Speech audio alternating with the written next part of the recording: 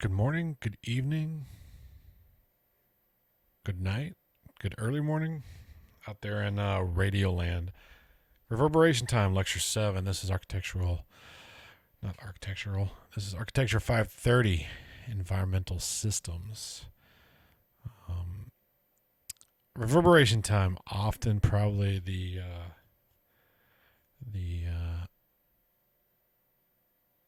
biggest misconception about acoustics and what reverberation time can and can't do.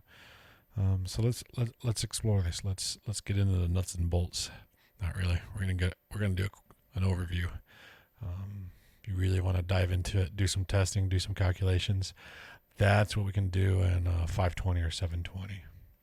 So what we're gonna have today, we're gonna go over perception versus improvement, reverberation time. Listen to some oralizations. Look at some more of those nice NASA space examples. Ooh, I'm going to be a little hot today. Go down a little bit. And then RT measurements, RT calculation, look at absorption, and revisit noise reduction coefficients. So we remember the NASA video showing time, background noise, noise isolation, and then reverberation.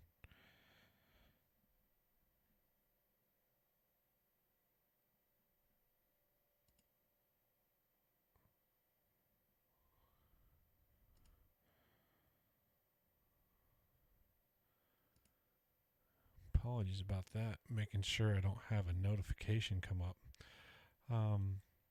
But let's take a look at a different example here. This is from a podcast. Gamer, I believe he plays Star Wars Galaxy of Heroes or played. And this is the misconception a lot of times with reverberation and what needs to be done. So welcome to mi casa, to mi new studio, to my dwelling, and here's where we're gonna have fun making videos for the next upcoming while. But one thing I gotta work on right now is getting some acoustic foam panels for this room, because right now I'm using my broadcasting microphone, but if I switch over to the camera where the Rode microphone is, you'll notice that there's a lot of echo in this room. This room is not good for recording audio. So I'm gonna get some foam acoustic panels in the back to improve the audio, and probably up here, I'm gonna install a curtain rod to pull a green screen for videos for situations I want a green screen. So I'm gonna have a lot of flexibility in this room to kind of play around and get whatever I need done for a video.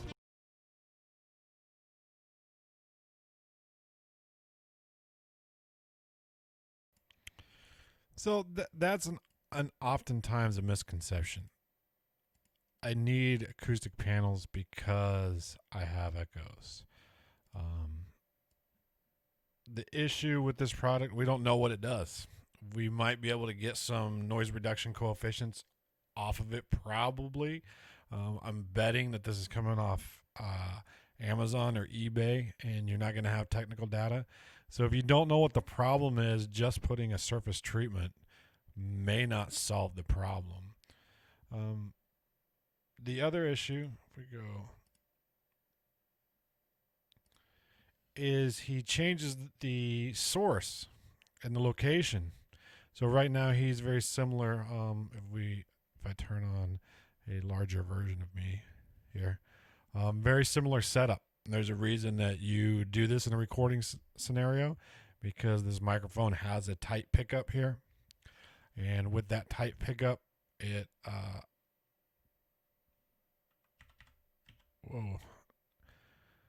whoops. So if I switch back before some presets, you can kind of hear this.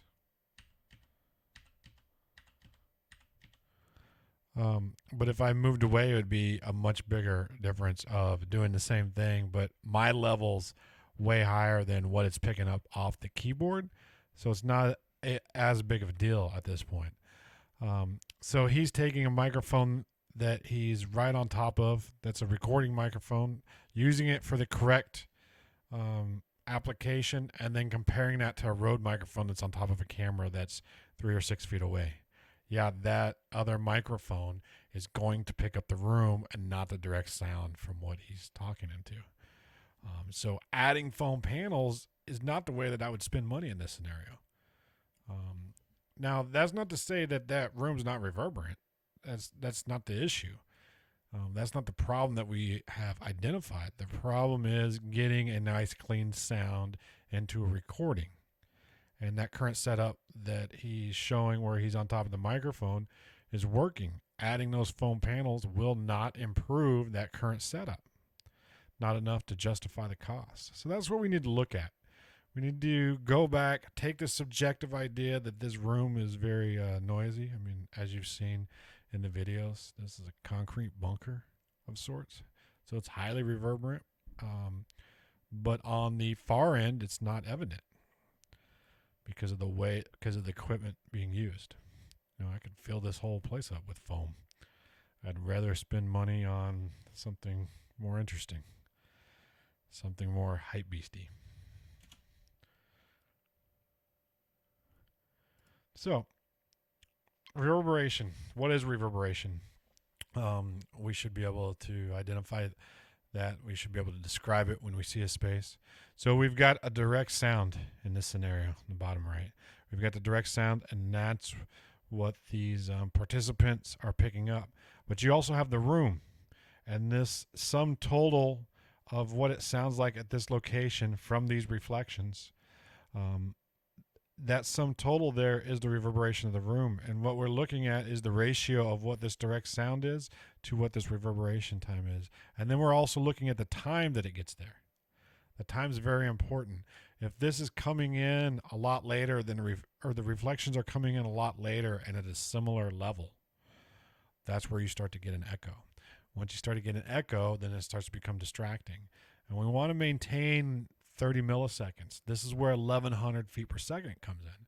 Because now we can take these reflections of this path, look at how far we are away from the direct sound, compare the time that is arriving there, and as long as we're 30 milliseconds, we can't really distinguish the two sounds. Now, if this direct path, when we get into attenuation, we'll look at distance here, is at a level lower than all the sum of the reflections, and they're coming in at a similar time, and these have a stronger level, they're higher than a direct sound, it's going to sound like this presenter is coming from somewhere else. This is the whisper wall effect, right? In a dome where you can stand on one side and whisper to the other, that's this reverberation. Those reflections. In this example here, what we've got a hard floor. Looks like something gypsum. This might be some sort of gallery type. If this is all hard and reflective like a racquetball court, we're not necessarily going to hear him intelligibly from the phone, but we're going to know that they're in the room because of the reflections here. You've got all these different reflections. There's no direct sound to this person, but they know that that person is in there. So that's what we're looking at. Let's look at a couple definitions. Let me grab this one too for the link. So if we go to the old Googles and we look up reverberation, we get a definition of an act of reverberating, the state of being reverberated, something that is reverberated, right? Those three definitions do not really work for explaining what reverberation is. An effect or impact that resembles an echo. That's close. We're getting close. What we don't want to call it reverb, because reverb is an electronically produced echo effect. So we're producing an electronic echo. That reverb and reverberation, these two, are not the same. We don't want to conflate those two. So we've got some sort of effect or impact that resembles an echo. Makes sense. We've got things bouncing around, and if this is, if we go back to our bottom right example, if this distance, since we don't have a scale on here, this is why it's very important on your board to put a scale on there. we could base the scale that this person is 5'5", maybe. We don't know. This could be a land of giants. This could be like 15 feet. So now we're really far apart. We just don't know that. It's good to put a scale. We can assume, but we don't know. So in this scenario here, we've got something reproducing an echo effect, and it's all dependent on level and time that it comes in there. So why are we analyzing reverberation? We want speech clarity, music clarity, intimacy, spaciousness, warmth, and brilliance. So this is low end, this is high end, and we want that loudness. So we're starting to shape what the space or the room sounds like. Right as I make it bigger, then we go back to another example. So clarity. For speech clarity is the transfer to the listeners, right? So we're talking. This case, it should be fairly high because there's not a lot of other artifacts or room effect coming into this recording. For music, is similar to speech, but we're hearing music both individually as a whole. So we're hearing the violin and the orchestra. And the differentiation is we don't need each syllable in music like we do speech, and we don't necessarily need each music note that we would need in speech of each syllable. So this is where you're going to start seeing as you change the function. If you get into choral or you get into unamplified music, you're going to have higher reverberation times because those start to run together. So let's go back to speech and let's do let's quantify, get an order of magnitude.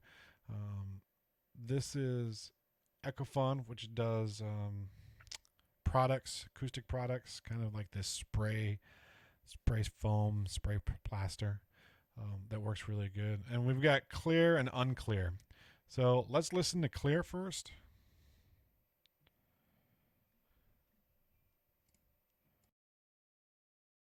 Apologizing for the delay, and we hope to have a pleasant journey.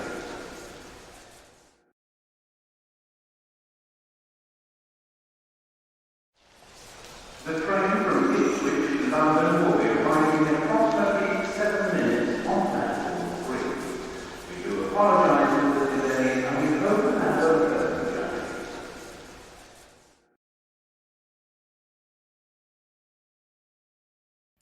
So it'd be interesting to know on the other end, or even if you listen to it yourself, pause it, go grab the lecture slides, go to this website, listen to it on your own before you know what's being said, and see what information you can pick up. Set it at a decent level of where you're at. Now increase your distance, and how does that affect? If you get further away from your source with this unintelligible information, how much worse does it get? Now let's listen to what they're actually saying. If we decrease the reverberation of this space, not really changing the level of what's being said, we're just trying to pull the room effect out.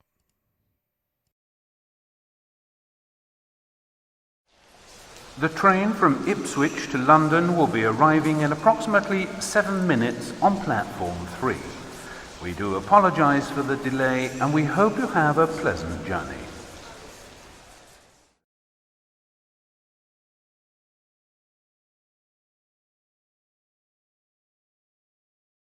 So I think there's no question that's definitely a difference. It's how much. How do we get there? What are they exactly showing us? So we put a bunch of foam panels on the wall. Does that get us there? No, not necessarily. So if we go back to the first example of the recording for the podcast, if the foam panels are put up as he's suggesting, it's not going to make the same difference that we just heard between clear and unclear. So putting the foam panels up does not change it from an unclear to a clear example. This is a little bit misleading because we don't know how much. We don't know how big an issue it is, right? We don't have the objective data. We just know, yeah, it's better, but now how do we get there? So when we're describing reverberation, we put some subjective terms to it. So spaciousness, that's the room, that's the when the cello plays, you're not just hearing the cello from the single point that the strings are struck. It emanates from the space, so it's coming in a little bit later, but not late enough to be a distinct reflection, and it's not overpowering the direct. And this is primarily due to in time arriving lateral reflections.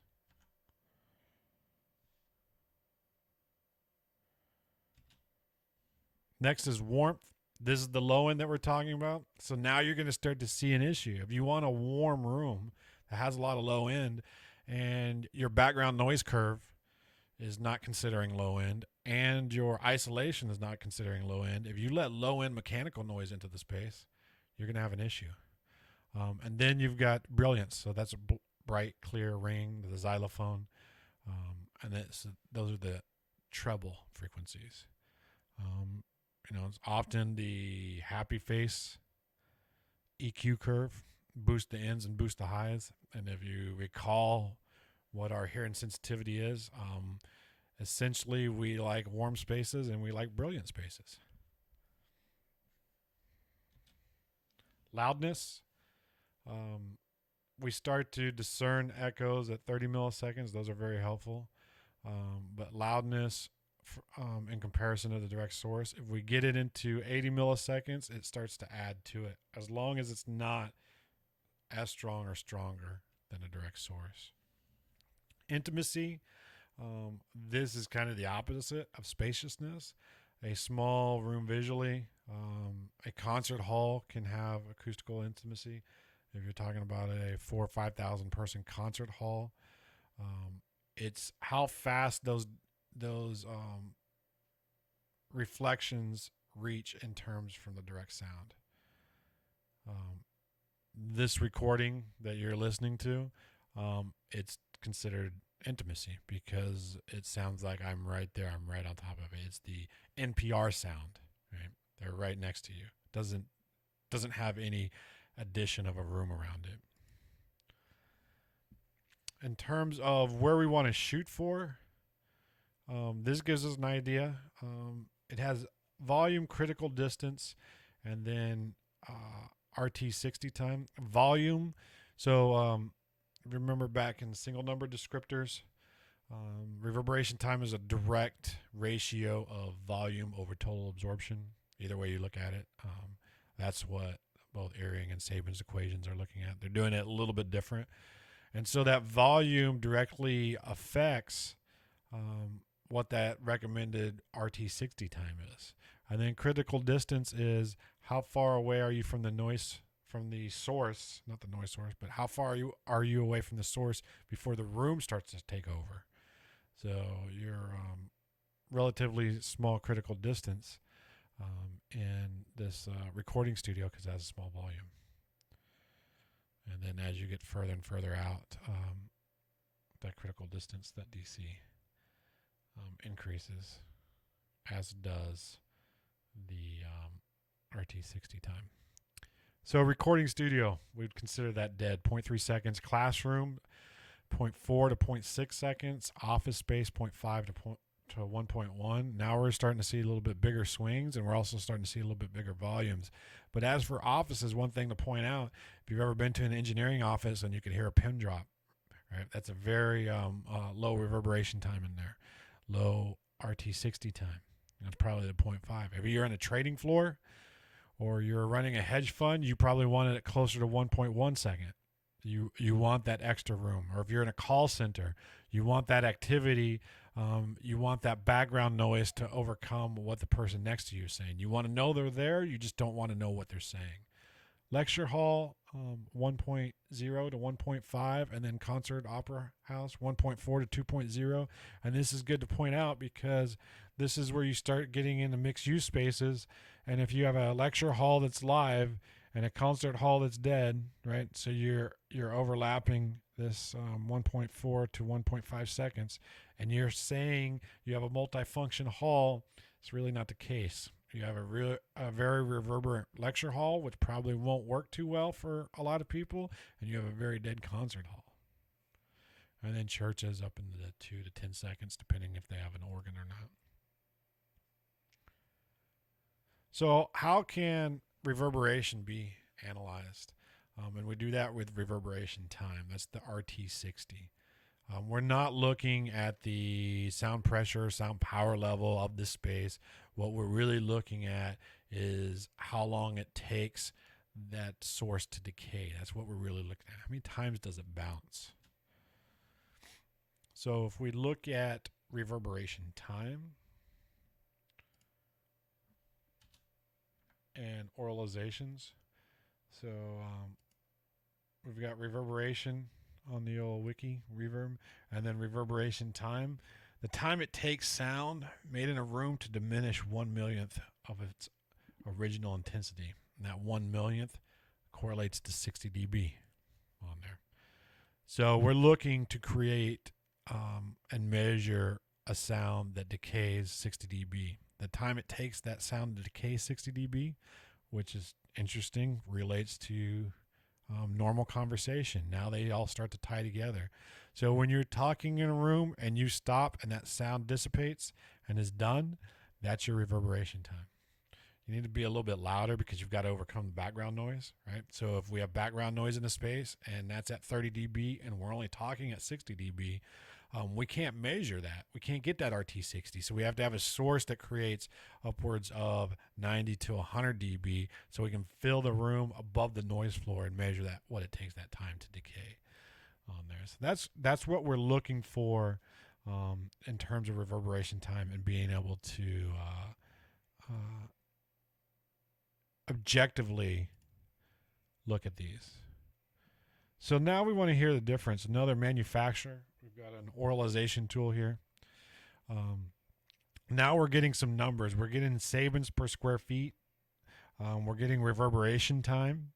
We're getting improvement. This is the ratio. And now we're starting to get something interesting that you'll see every once in a while is SPL reduction.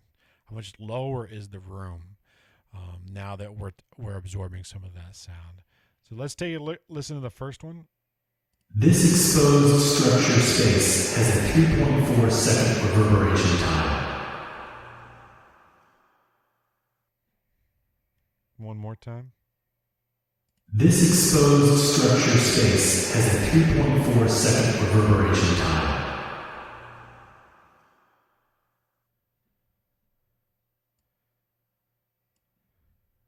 Now let's add some soundscape blades. Ooh, that sounds cool. 20% coverage with Soundscape's blades will bring the reverberation time down to 1 second. So this is a 3.4 second and this is a 1 second. I think we'd all agree. We can understand what's going in here. But now, what if we cover, instead of 20% coverage and 260 blades, what if we put it on the ceiling? Or this is actually a shape. This is suspended down a little bit. Do 50% coverage just up at the ceiling. What's the difference between 1 second and 0.9? 50% coverage with Soundscape shapes will bring the reverberation time down to 0.9 seconds. So 2.5 times as much absorption in the room. Right, we're doing coverage. More coverage, less coverage here, but our Sabins aren't changing as drastically. So we're covering more than we are here, but they're very equal, right? 2.5 times more coverage from this example, right? Where there's in the ceiling, these white parts are shapes, soundscape shapes, and then these are blades just hung from the ceiling. So it gives you kind of an example of orders of magnitude. Now let's go with 100%. Notice one thing, we don't have Sabins per square feet anymore, and we have NRC. So we've got 50% coverage here, 100% coverage here, and these are 1 second, and this is 0.5 seconds. So let's compare formation clouds, which has an NRC of 0.9, at 50% coverage, and we'll compare that with the soundscapes at 50%, with Sabins per square feet at 1.4. 50% coverage with soundscape shapes will bring the reverberation time down to 0.9 seconds. So that's 0.9 seconds. Let's look at 1 second. 50% coverage with formations clouds will bring the reverberation time down to 1 second. I think there'd be a hard argument to say one's better than the other from a subjective aspect, right? We haven't defined what we're doing in this room. We don't know the contour of what that sound is. We just got this single number here, so it makes a hard decision. But let's compare. Let's say we go with this 50% coverage here. We like the Optima clouds compared to 100% coverage of a ceiling. So this is 1 second. 50% coverage with formations clouds will bring the reverberation time down to 1 second. And now we're at 0.5 seconds. Installing a continuous Optima ceiling will bring the reverberation time down to 0.5 seconds. So you could use these for offices, right? This is your 0.5. This is your 1 second. These are your swings. There's definitely a difference. Now, is it worth 100% coverage? How does that affect your design?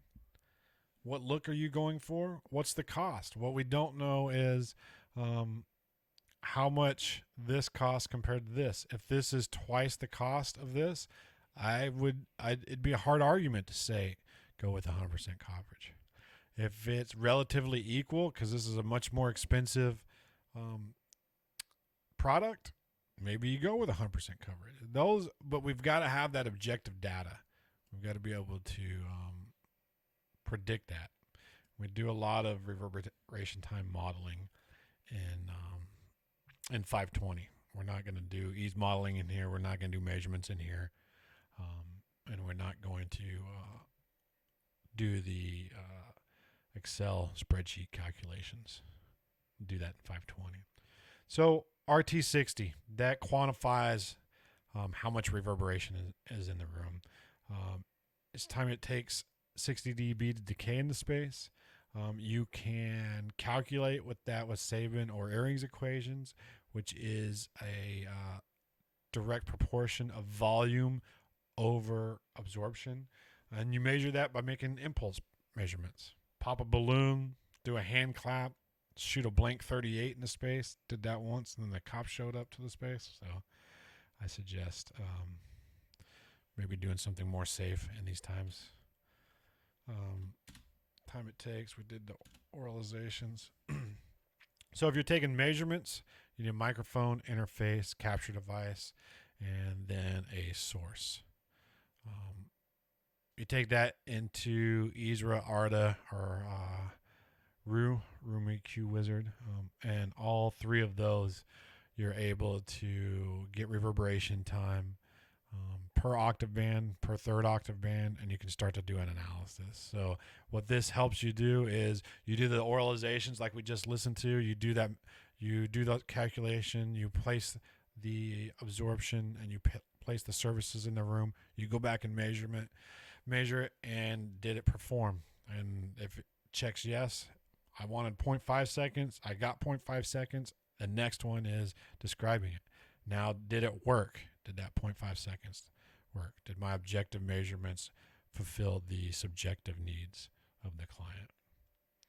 So if you're doing calculation, as we went over in the single number descriptors, volume over total absorption, and then you've got a constant. It's the same for both formulas. This is saying that it's just giving S as total surface area and then a weighted average of the absorption, which gets you the same idea. The problem with both of these is they're assuming that the sound field is uniform, i.e. coming from a sphere, which that doesn't really happen. We have a directionality. If I turn my head away from the microphone and then I turn my head back to the microphone, it's not radiating from a sphere. I'm obviously going to get less quiet or less level and quieter as I turn my head around. And if I keep talking and I come back to the microphone, nothing changed but my position on there. And so this is a good to get you in the ballpark, but you don't do a basis design off of this. But it helps you identify if you have a lot of volume and too much glass and too much hard surfaces that you need to get some soft goods in there. So we do our calculations with Sabin or Airing. We can do some modeling and ease, and the challenge is it's assuming a uniform sound field. And let's what do I mean by that?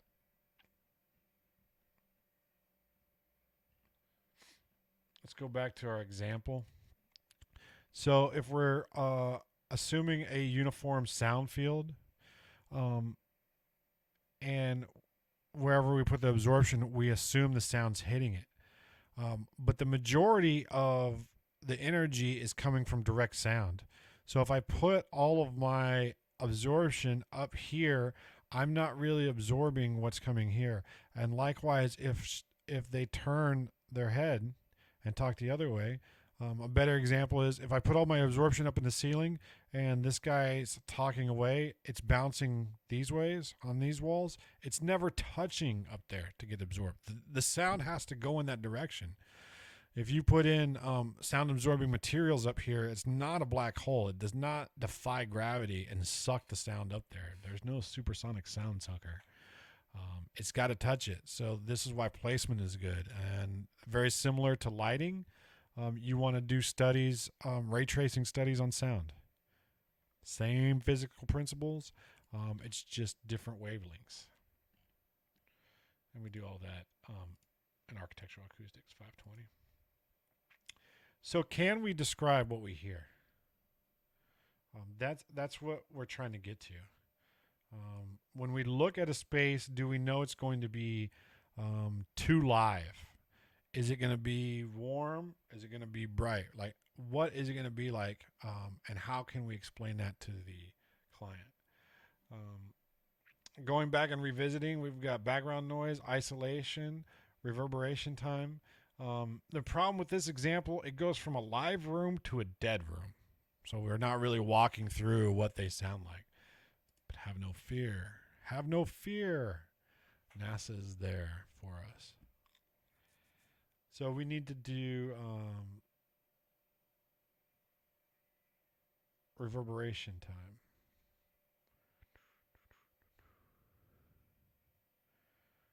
And I thought I had it queued up. Let's pause and see where RT60 is. Is it that one? Maybe this one. No.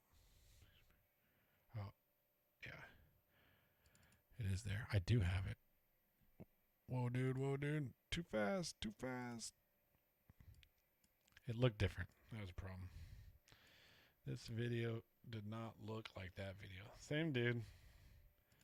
Just he starts in an anechoic chamber. So this is going through listening to what the reverberation time sounds like at these different levels. Welcome, everyone, to the 9th Annual Symposium on Artificial Intelligence. Now, everyone get ready. We're going to spend several intense days together listening to speakers, attending workshops, etc. But we'll also have some fun and we'll have some downtime in between. Now, if you look in your folder on the yellow sheet, you'll see that on day 1, we will concentrate on the development of computer capabilities for intelligent behavior in complex situations and program synthesis, followed by an afternoon of miniature golf and a fajita dinner. Now on day 2, we'll have hands-on workshops dealing with multi-source information integration and autonomous robots, followed by a crawfish boil and karaoke. Hey Stevens, are you prepared to give us a repeat of last year's performance, huh? Now on day 3, we'll all take a field trip to the AI Center, focusing on natural language processing, engineering tools, and distributed systems. In the evening, you can play volleyball, you can visit the hotel spa, or take the rest of the night off if you like. On day 4 will be a leisurely one. There'll be a pancake breakfast to start off with, there will be an award ceremony at lunch, and after that, you're all free to go home.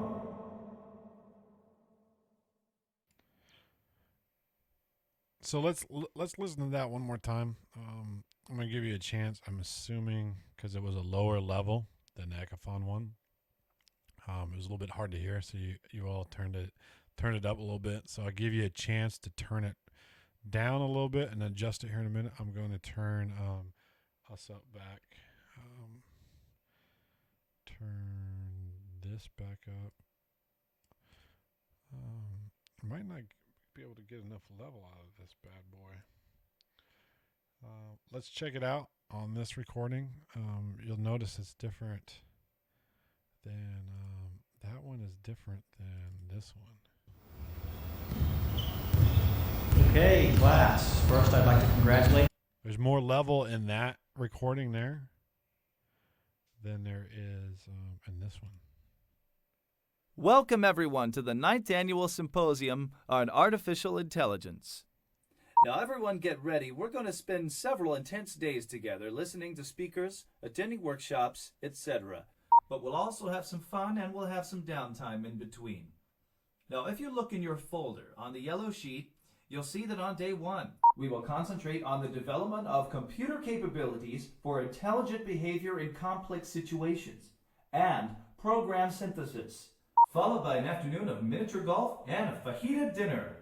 Now on day 2, we'll have hands-on workshops dealing with multi-source information integration and autonomous robots, followed by a crawfish boil and karaoke.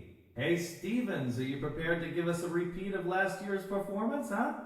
Now on day 3, we'll all take a field trip to the AI Center, focusing on natural language processing, engineering tools, and distributed systems. In the evening, you can play volleyball, you can visit the hotel spa, or take the rest of the night off if you like. On day 4 will be a leisurely one. There'll be a pancake breakfast to start off with, there will be an award ceremony at lunch, and after that, you're all free to go home. So we got, give you a chance to turn it back down for a minute. Got a little bit more level out of that. It's not the same as the other one. That's what you got to be mindful too. How loud is it? The other one might sound better. The other examples might sound better because they seem louder, but they're not at the same level. They're processed a little bit more. But it gives us this example. You can revisit this on your own in a setting that you're more familiar with. And adjust that level for you. But now we can see what's the difference between 1.25 and 0.5. Where would we want to be to listen if we're listening to a lecture? What does it want to be like if we're doing game day? And we want that crowd interaction and that crowd noise. We don't want to suck that out.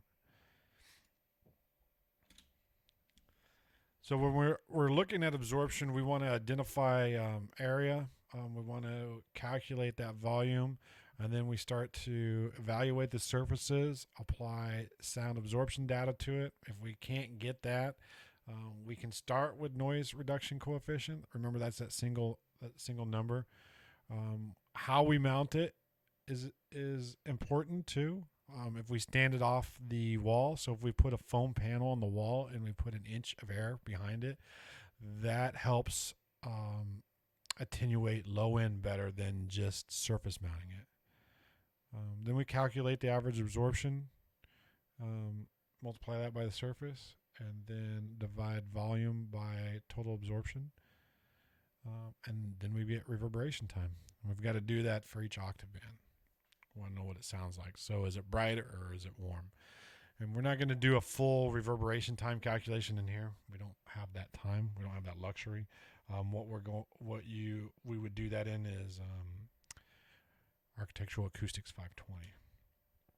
So when we're talking about absorption and absorption coefficient, we basically have 3 different surfaces: sound absorbing, sound reflecting, and sort of sound transmission in between.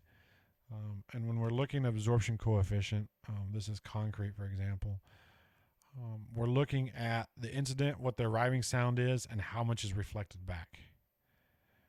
So how much comes back is 98% of it. This is dense, it's smooth, so it's going to reflect the sound. 2% of that is absorbed, and this is lost to friction of the surface, and then 1,000th of a percent is transmitted through, so not very much. But we have to look at it across all octave bands. This might be true of 500 hertz, but this might only be a 2-inch wall. it doesn't look like it, right? But we don't have dimension. So if it's only a 2-inch wall and we have 125 hertz, it's just going to go right through that wall because of the wavelength. Next one is glass. So this is still reflective because we're knocking back 85%, but now we've got 15% being absorbed in the glass and transmitted in the glass, and then we have a 1/10 of a percent coming through. So this is still reflective, but we're starting to get in that middle range. And then we have a sound absorbing material. So 12% is bouncing back. 63% is absorbed. 25% is coming through. The issue is we got to know what happens to this 25%, because if our panel ends here and we've got loudspeakers up here and the loudspeakers are playing through, it's absorbed. But what happens if this 25% comes back? And this level of the loudspeaker is much higher than a person giving a lecture over here. And so this reflected energy could be similar in level as the direct sound from this person speaking over here and be overcome by that reflection on there. We need to be mindful of it. It's not good or bad. We just need to know that it's going through. It's not similar to this, that we don't have anything going back this way. And this is why putting up soft goods to block sound is not the best way to do it, because we still got 25% going through.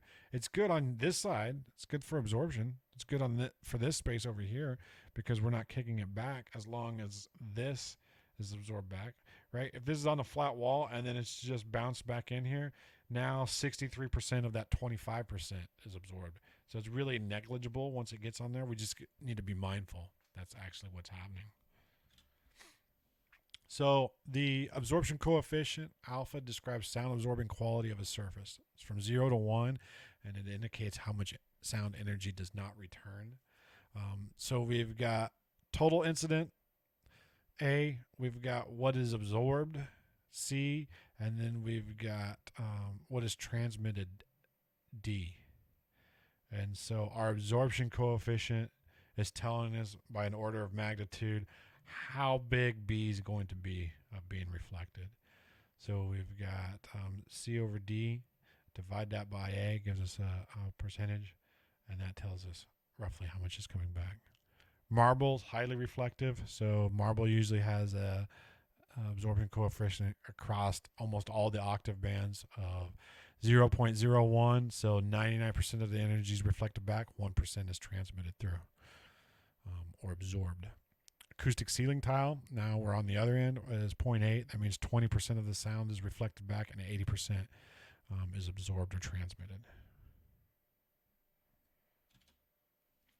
Here's an example of the information that you want. You want the sound absorption coefficients. NRC's somewhat helpful, but you'll see here in a minute we've got a 0.95 and 0.95 here. Or let's do 0.9. Let's do 0.9 here and 0.9 here.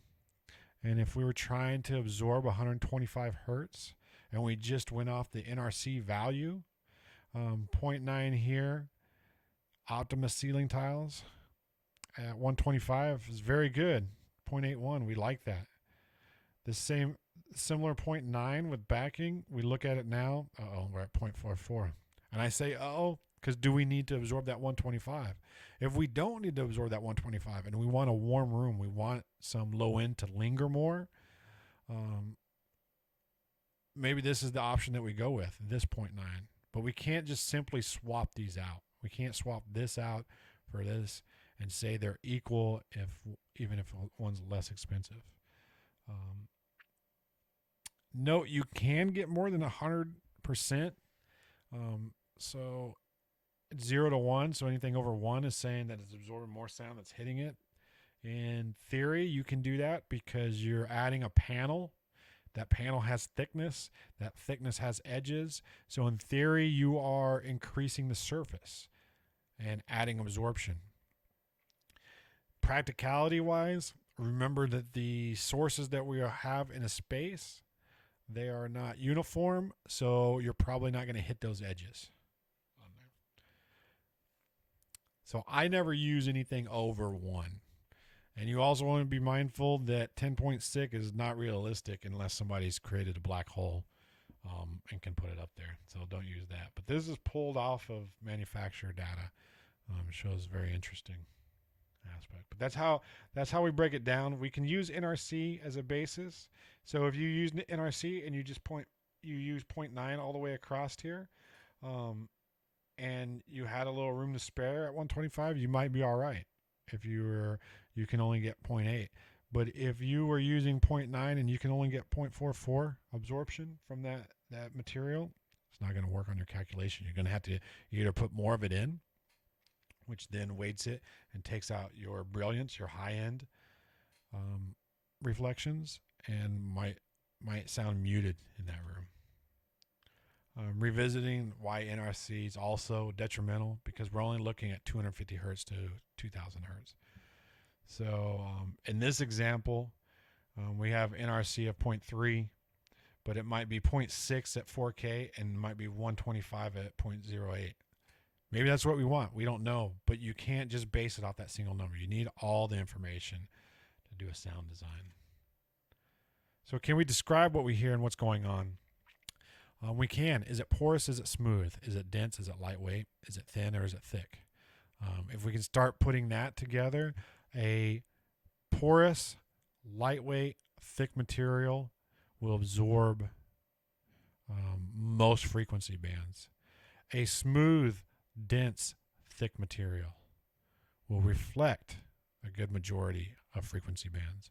And then you start intermingling them. Not mingle, intermingling. Man, it's been a day. And then how is it mounted and what is the material? So that's a quick overview of consideration for reverberation time and how we want to describe it. This is what's done early in the design process when we're picking out materials and we're guiding the client. So if the client says they want a warm room, and let's just say this is gypsum, let's just cross out soft fiber, block this out, and say these are different gypsum constructions, and they're saying they want a warm room, then instead of going with this option at 0.81, we want to probably be down in here 0.44, 0.51, and using that material so it's got that bass, that low end frequency in there. So that's an example. That's how you want to start describing what your rooms are, what's in your room. Are there a lot of soft goods? If there's a lot of soft goods, you have a small volume, you're in a bedroom, you probably have a very dead room. And so does that match what the examples on the NASA video are? Does that match being at 0.3, which would be similar to a recording studio? So now you start to compare. My room has a similar reverberation time as a recording studio. You'll note that in that YouTuber, that podcaster's example, he had a bigger space. He had a space all the way on the other side. So that volume's figuring in what that reverberation level and what that sounds like in that room. All right. Thanks and have a great day.